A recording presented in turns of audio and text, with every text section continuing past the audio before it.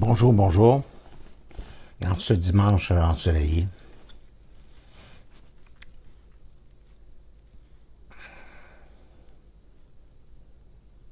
la différence entre la magie blanche et la magie noire.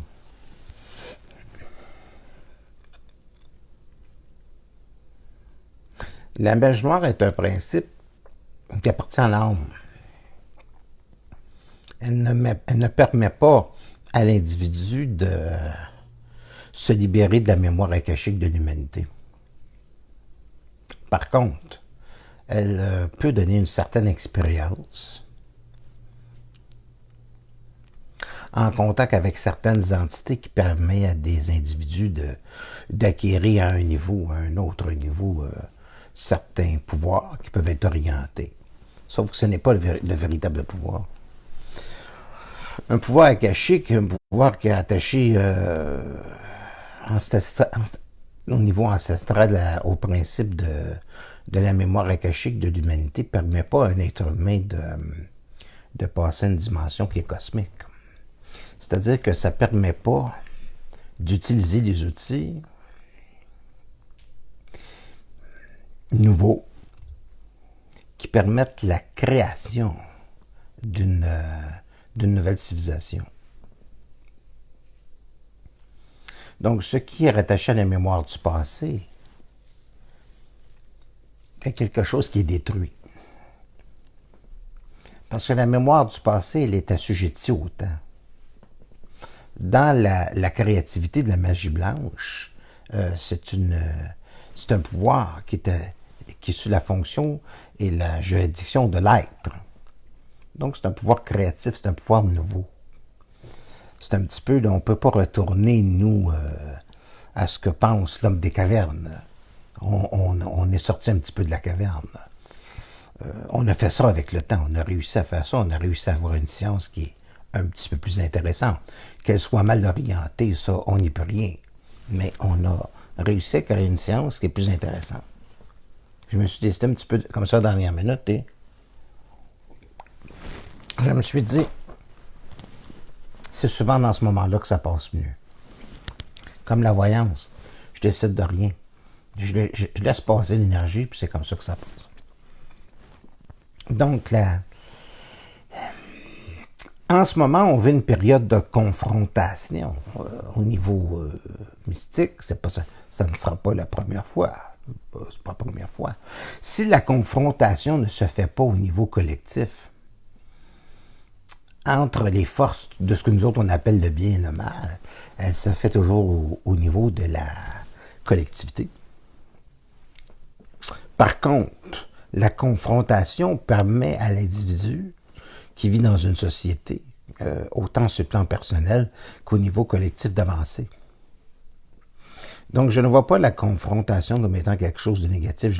Je ne vois pas la confrontation au même titre que l'individu qui vit ça normalement. Si un individu évolue dans la vie, c'est parce qu'il y a confrontation. Un individu qui n'a pas de confrontation, c'est un individu qui habite à un niveau superficiel de l'esprit. Un individu qui est parfaitement bien adapté au système, c'est pas un individu qui évolue. Il y a juste à suivre le courant de ce que le monde pense, de ce que le monde dit. Donc, ce n'est pas une confrontation.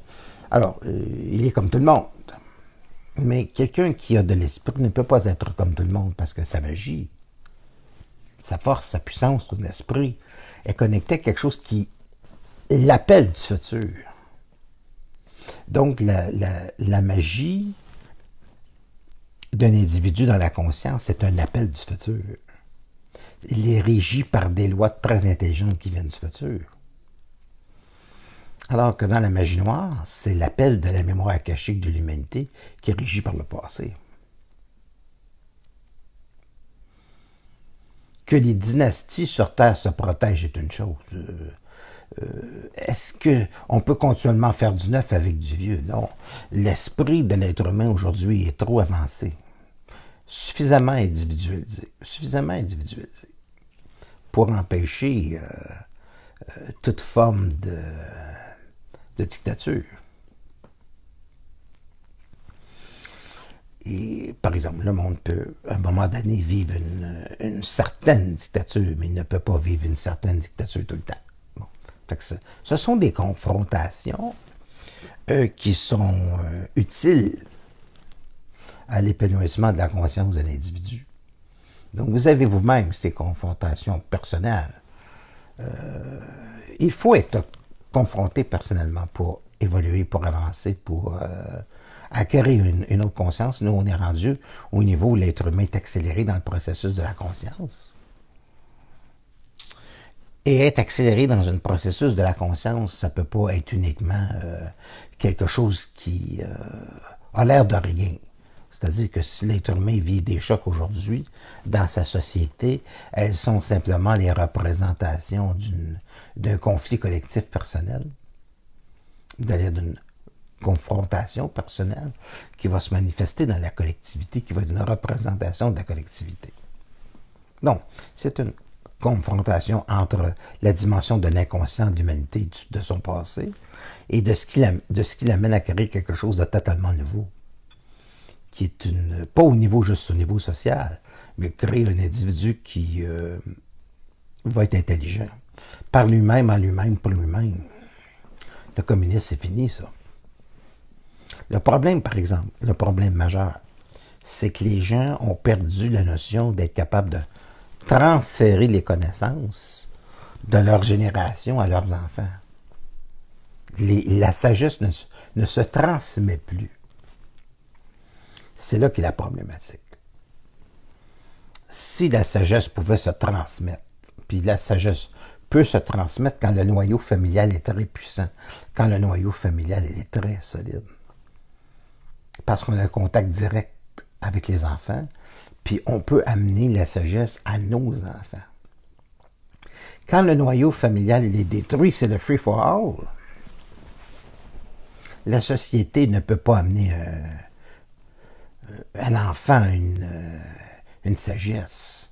La sagesse, ça vient du principe d'individualité de l'être humain, de passer à un autre niveau de la conscience, mais elle doit être également transmise aux enfants pour que les enfants puissent devenir très intelligents, puis qu'il y ait à travers les générations une suite de cette transformation de la communication pour avoir une bonne notion de ce qui est le bien, de ce qui est le mal.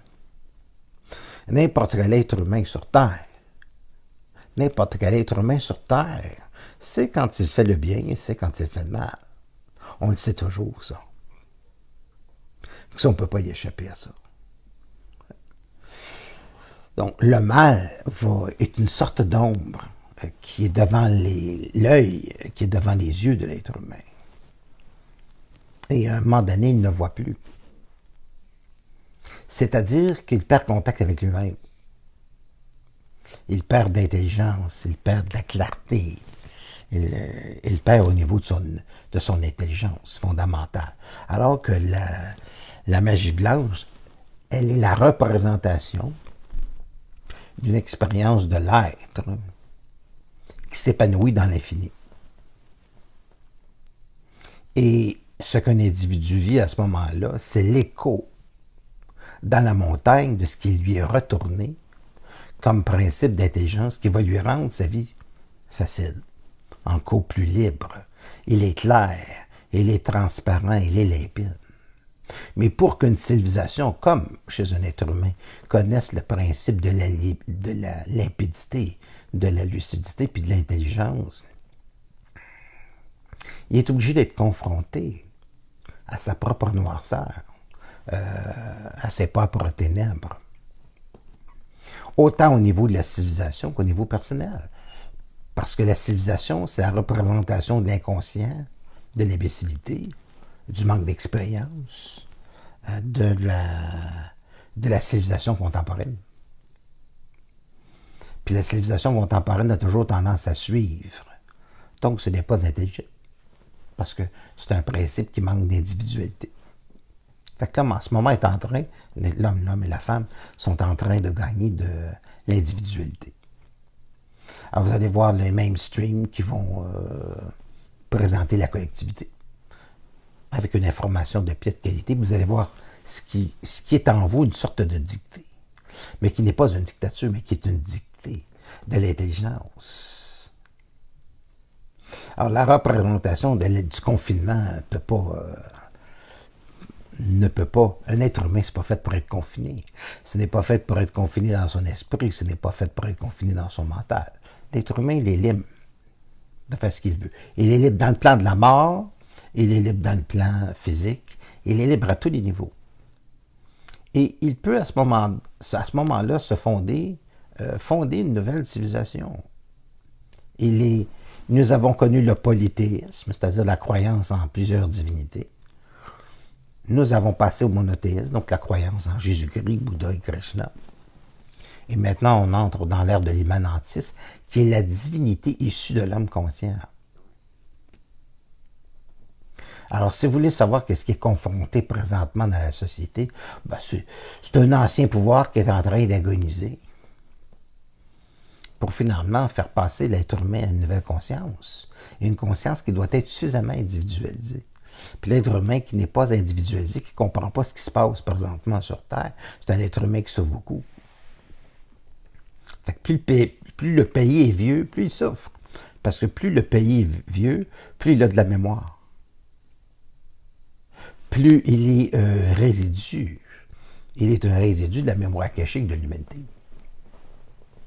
Et une des raisons pour laquelle l'homme est beaucoup plus libre, même je dirais au Québec, aux États-Unis, c'est pour ces raisons-là. C'est parce qu'on est neuf. Donc, il y a moins de lourdeur dans l'administration akashique de l'humanité. Les gens, lorsqu'ils sont arrivés au Canada, les gens, lorsqu'ils sont arrivés aux États-Unis, il n'y avait rien. C'était des arbres. C'est tout. Il y avait des Amérindiens. Et il y a eu des chocs des civilisations, les chocs que l'on connaît. Sauf que ce sont les endroits au monde dans lesquels il s'est fait beaucoup de choses de nouveau. En très peu de temps. Ça ne veut pas dire que l'Europe n'est pas importante. L'Europe manuscrite de l'intelligence, de l'analyse de la pensée, c'est quelque chose d'extraordinaire. C'est juste que l'analyse de la pensée n'est pas suffisante. N'est pas suffisante pour faire passer l'homme dans une nouvelle intelligence qui est intuitive, qui est un courant direct. Elle n'est pas suffisante. Si elle avait été suffisante, les philosophes de l'Allemagne, les philosophes de la France, il n'y aurait pas eu de guerre mondiale à la suite. Les deux dernières guerres mondiales sont des guerres de philosophie. Ce n'est pas que la philosophie est mauvaise,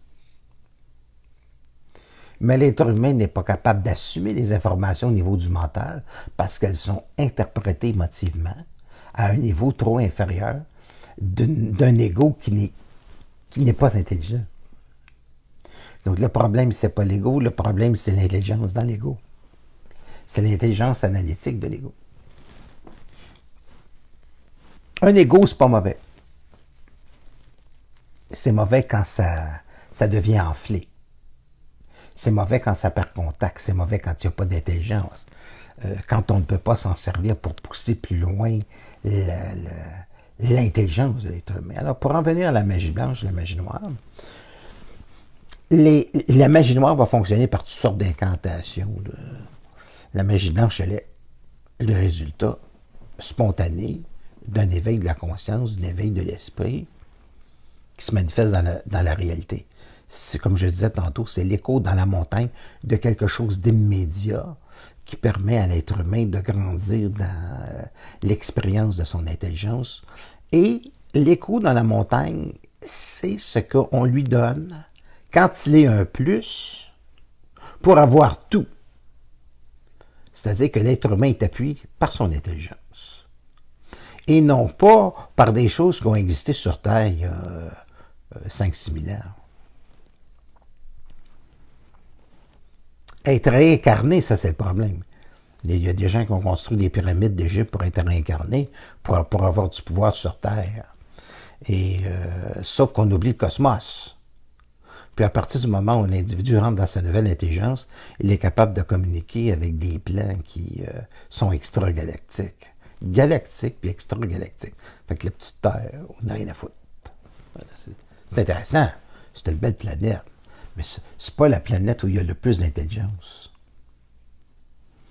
Il n'y a pas le plus, c'est pas l'endroit. Il y a pire dans le cosmos. Mais c'est pas l'endroit où il y a le plus d'intelligence. Si la planète Terre était un endroit où il y avait beaucoup d'intelligence, ce serait pas juste une belle planète.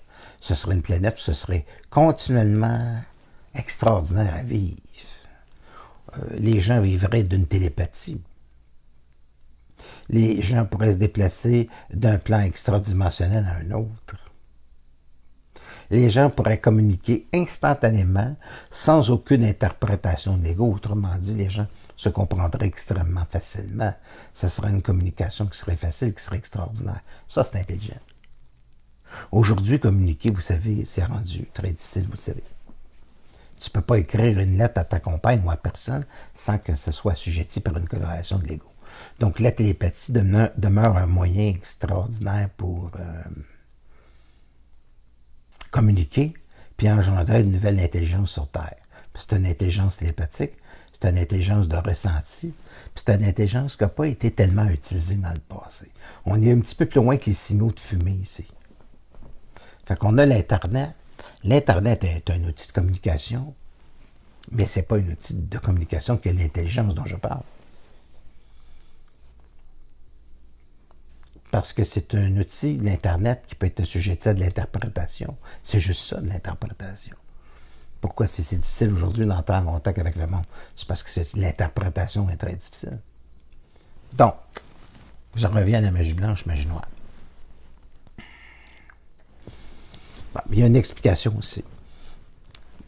Quelqu'un qui a une piètre opinion de lui, ou une population qui a une piètre opinion de sa race, qui a une piètre opinion de sa politique, qui a une piètre opinion, quand je veux dire de ses valeurs, où on tente de détruire la civilisation, qui entraîne une piètre opinion de l'individu puis de sa société, l'individu tombe en dépression. L'individu, il est déprimé et automatiquement, il attire vers lui des forces qui sont négatives, des forces qui ne sont pas intelligentes. Et il pense à des choses qui sont tristes. Et il amène la tristesse dans sa vie. C'est une forme de magie noire. Parce que c'est l'utilisation des entités très basses en vibration. Et elles entraînent le sillon de la destruction. Donc, l'être humain dans son intelligence, l'être humain dans sa certitude, l'être humain qui va prendre en main ce pouvoir, c'est une nouvelle civilisation. Dans une nouvelle civilisation, il y a des nouveaux outils. Il y a des nouveaux outils, non seulement de la communication, mais il y a des nouveaux outils pour fonctionner dans le plan matériel, dans le plan dense, le matériel. Donc, la vie est facile. La vie, elle est simple. Elle n'est pas compliquée.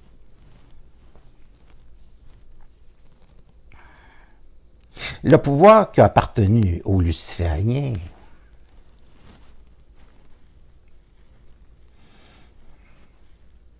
c'est comme de tenter de jouer avec un bras de fer qui est déjà cassé. Les révoltes contre ce qu'on appelle les anges de l'esprit, c'est pas d'hier. Ce n'est pas d'hier. On peut ouvrir les portes de l'enfer, mais ils retournent vite à leur place, c'est-à-dire là où ils doivent être, en enfer. On ferme le couvercle. La qualité d'une boîte de conserve, c'est d'être hermétique. La propriété de l'enfer, c'est de rester enfermé.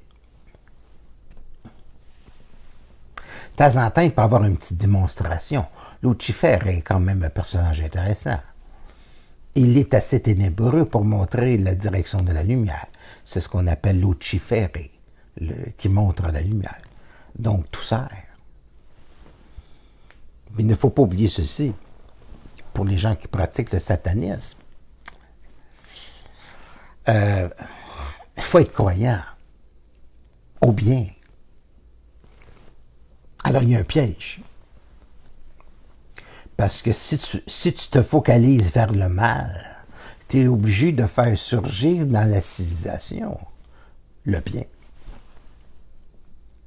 Puis si tu te concentres sur le bien uniquement, tu vas être obligé de faire surgir l'ombre. Parce que l'ombre montre toujours la direction de la lumière. Alors ce sont des faux combats, ce sont des fausses dualités.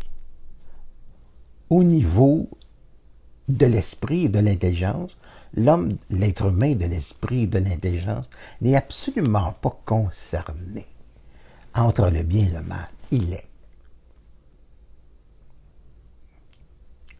Il est dans sa sérénité. Il est dans son intelligence. Il est dans sa certitude. Il n'y a pas de doute. Et sa sérénité amène dans sa vie les causes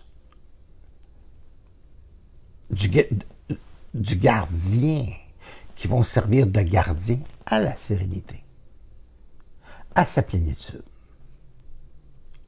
au plein potentiel de sa réalisation, au plein potentiel de l'immensité de sa capacité d'être heureux, d'être joyeux, d'être créatif et d'apporter à l'humanité et à l'entourage des choses plaisantes.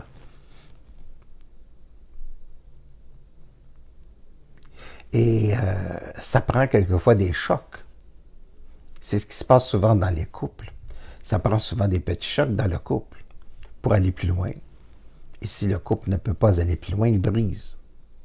Ce qui se passe au niveau du couple se passe également au niveau d'une société. Pour moi, avancer dans une civilisation ne peut pas se faire sans qu'il y ait des heurts. Donc, c'est une démonstration de l'énergie qui est voulue. Alors, ce que vous appelez, vous, de l'horreur, pour moi, ça représente une évolution énergétique dans la masse. J'ai toujours dit, on ne fait pas d'omelette sans casser des œufs. Sauf qu'il faudrait avoir la capacité maintenant de transmettre la sagesse que nous allons connaître.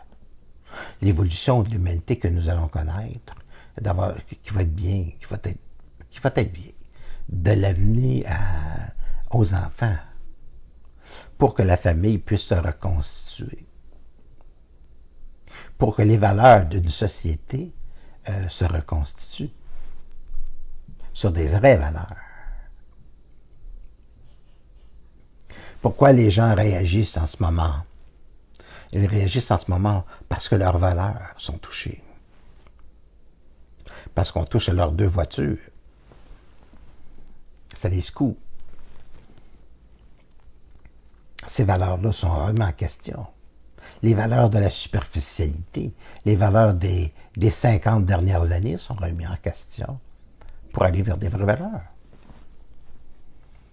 Puis j'espère que nous aurons la capacité de transférer ces valeurs à nos enfants, pour ceux qui en ont. Parce que ça évite d'avoir des chocs et d'avoir à recommencer à toutes les 40 ans. 40, 50, 60, 70 ans.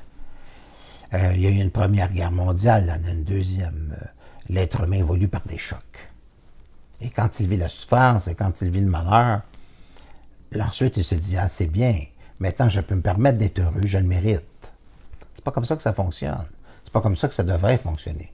Dans une civilisation d'êtres humains conscients, l'homme devrait être capable d'entrer dans son paradis. L'homme devrait être capable d'entrer dans son jardin de fleurs et de humer l'infini du parfum de son absolu. Parce que dans la nature, il n'y a pas de limite. Aucune. Il y a un heurt au niveau des formes. Par exemple, vous avez l'hiver, vous avez l'été. Il y a des journées de pluie que ça n'en finit plus, puis des journées ensoleillées comme aujourd'hui qui sont absolument extraordinaires. Mais dans une civilisation où il y a de la conscience, on profite de ce que la nature, dans son infini, peut apporter à l'homme. La nourriture de ce que c'est que d'être homme, la nourriture de ce que c'est que d'être femme, la nourriture de ce que c'est que d'être en vie. À toutes les secondes, comme des cristaux qui explosent dans l'intelligence, dans la figure de l'être humain, pour lui montrer la direction de son infini, la direction de sa richesse, la direction de sa sérénité. Alors, si vous voyez les choses de cet angle-là, vous allez comprendre que la civilisation n'est pas en train de reculer. Elle avance. Mais elle avance par des chocs. Ça fait maintenant plusieurs années que j'en parle. Puis nous autres, on pense que ça va se faire tranquillement comme ça. Les choses ne se font pas tranquillement, jamais. Ça, c'est comme des gens qui habitent de très belles îles, puis qui sont sur le bord de la mer. Tant qu'il y a de très belles îles, puis qu'on est sur le bord de la mer, il n'y a pas de problème. Mais il y a des volcans. Puis quand les volcans explosent, là, tout le monde se met à crier, puis tout le monde se met à pleurer. Mais oui, mais là, il y a des volcans. Il faut que tu déménages sur une île où il n'y a pas de volcan. Peut-être que la mer va être moins belle. Mais il y a des choix à prendre. La Terre, comme telle, a son esprit. Mais un volcan qui explose, qu'est-ce que vous voulez? C'est un mal pour toute la société qui est en bas. Ça dérange. Ça dérange. Qu'est-ce que vous voulez? Si le volcan ne saute pas, c'est la Terre qui va sauter. Ou alors le volcan va sauter ailleurs. Alors, la nature ne représente pas le summum de l'équilibre. Elle est continuellement un combat entre ce que nous, on appelle le bien et le mal. Au niveau des formes.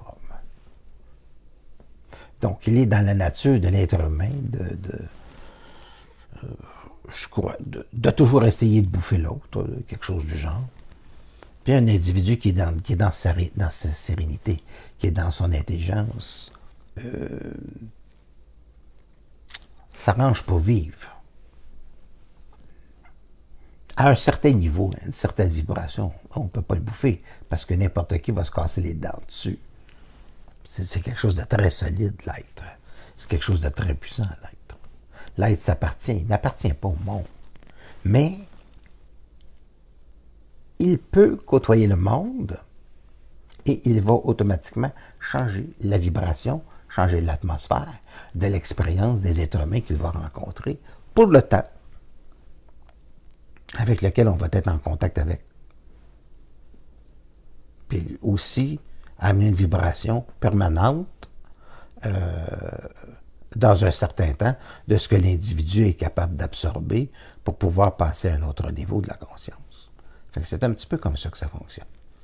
C'est ce que j'avais à vous dire aujourd'hui dans les polarités de la civilisation, puis les polarités personnelles, qui soient au niveau du couple, qui soient au niveau d'une société, qui soit au niveau d'un petit virus à quatre pattes ou de tout ce qu'on voit, ça n'a aucune importance. L'être humain, c'est qu'il est bousculé.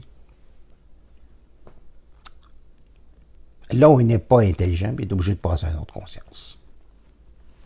Il est obligé de se remettre en question. Il est obligé de se repositionner. Et c'est ce que j'appelle, puis que j'ai toujours appelé la brisure de la mécanique du mental. La mécanicité du mental. Fait qu'on vit ça. Fait qu'aujourd'hui, j'ai pas tellement axé parce que c'est pas que je vous aime pas. Mais j'ai décidé de faire un Facebook à la toute dernière seconde parce qu'il fait un très beau soleil, puis j'avais envie de vous parler en même temps, puis de faire passer la vibration pour que vous puissiez saisir ce qui se produit en dehors des inquiétudes, en dehors de... Puis pourquoi que ça arrive? Parce que l'homme se questionne, l'être humain, il se questionne, mais qu'est-ce qui arrive, puis qu'est-ce qui arrive, puis qu'est-ce qui arrive? Au niveau occulte, c'est ça qui arrive. C'est une évolution dans la masse. Pour que l'individu s'aide de la masse, il cesse d'être de la masse, puis qu'il puisse passer à une individualité. Une individualité, ça ne veut pas dire un égocentrique, un me, myself, j'aime moi, j'aime moi. Une individualité veut dire une centricité, c'est-à-dire que c'est une vibration qui ne vibre plus entre l'âme et l'esprit. La personnalité ne vibre plus entre l'âme et l'esprit, c'est-à-dire qu'elle devient de l'esprit. Elle se positionne au niveau de l'esprit pour recevoir une énergie instantanée qui peut être transformée, non pour faire de l'ancien, puis transformer ça en nouveau, mais faire quelque chose de nouveau avec des nouveaux matériaux qui vont permettre de se dépasser au niveau scientifique, de se dépasser au niveau personnel et de se dépasser à tout niveau de la collectivité pour pousser plus loin l'expérience. Toutefois, pour une raison de soulagement, parce que les gens sont très inquiets au niveau de l'ego, l'être humain est rendu trop loin dans le développement de son intelligence pour être dominé par des choses qui ne sont plus intelligentes. Alors, il ne s'agit pas de devenir fou, il s'agit de se calmer. Puis, ça ne veut pas dire que l'être humain ne doit pas avoir d'analyse sur sa société. Ça ne veut pas dire que l'être humain ne doit pas avoir une analyse politique.